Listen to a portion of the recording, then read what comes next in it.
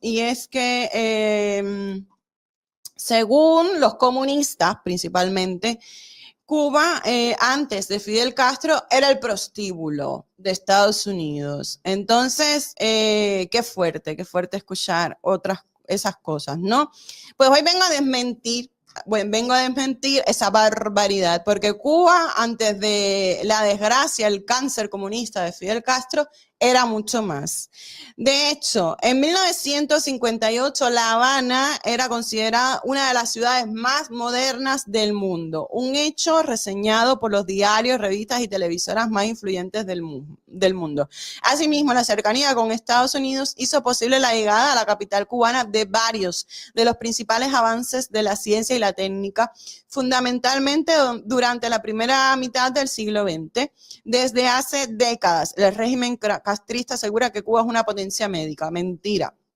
Con estándares de referencia a nivel mundial. Sin embargo, antes de 1959, ya Cuba tenía un sólido sistema de salud pública que exigía, entre otros logros, el índice de mortalidad era el más bajo, el índice de mortalidad era el más bajo de Latinoamérica. Asimismo, registros de la época señalan que en 1934 el 75% de todos los graduados universitarios egresaron de medicina.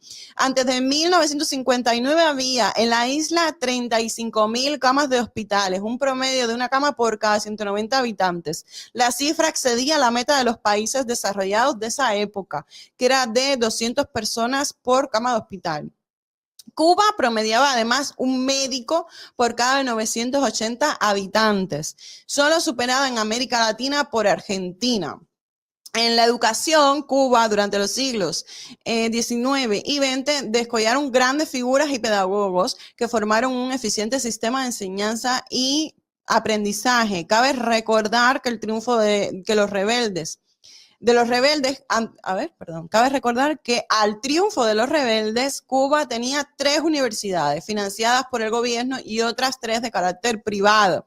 Se estima que la matrícula de las universidades bajo el control del gobierno era superior a los 20,000 estudiantes.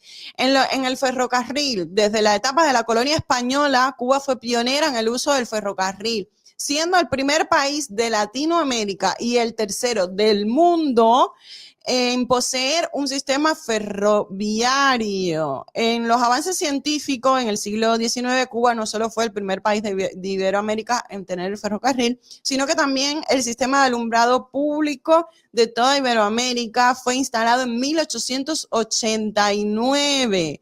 Bueno, y un montón de cosas maravillosas que habían en Cuba antes de que cayera la lacra comunista. Porque, oye, Fidel sí que convirtió a Cuba en un prostíbulo, vendiendo a la mujer como la del ron mulata, la cubana sabrosa. Eso sí que fue prostituir a la mujer cubana. O cuando permitía que Diego Maradona fuera a Cuba a acostarse con menores y a drogarlas, sabiéndolo perfectamente. Fidel Castro lo sabía, porque además en Cuba no pasa nada que no lo sepa la dictadura comunista.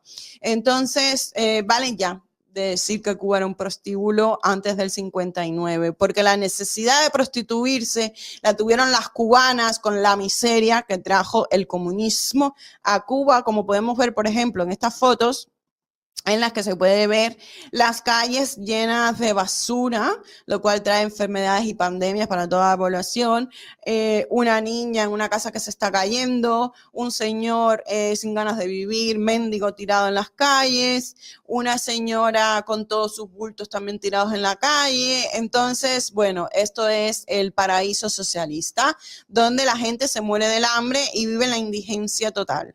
Esto es Cuba. No lo que te venden. No es un paraíso socialista no es un infierno comunista.